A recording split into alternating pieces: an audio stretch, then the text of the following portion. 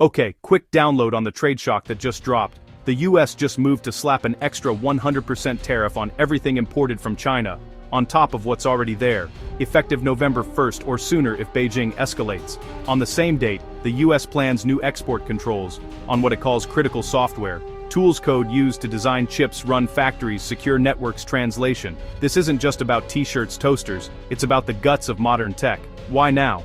Beijing has been tightening the screws too, rolling out broad export controls, rare earth minerals, tech used to mine, tech used to smelt, tech used to recycle. If you make electronics, EVs, batteries, that's the stuff your supply chain runs on. China's response is already visible in chips. Customs agents are doing stricter checks at major ports. NVIDIA, H20 RTX Pro 6000D, other advanced semiconductors. On top of that, China's antitrust watchdog opened a probe into Qualcomm. Huge, because Qualcomm chips power phones from giants like Xiaomi.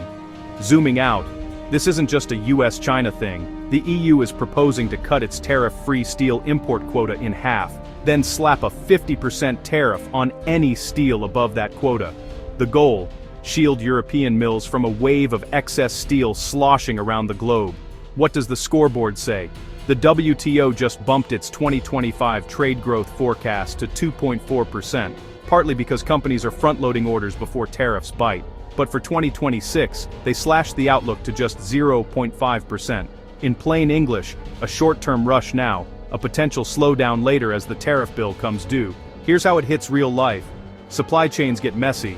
Electronics, semiconductors, batteries. Expect higher costs and scramble sourcing. Prices can creep up. Double the tariffs on Chinese goods, and some of that lands in consumer price tags. Trade will reroute. Expect more sourcing from third countries and creative made-elsewhere strategies. Diplomatic heat rises. Countries might have to pick sides in a more fragmented system.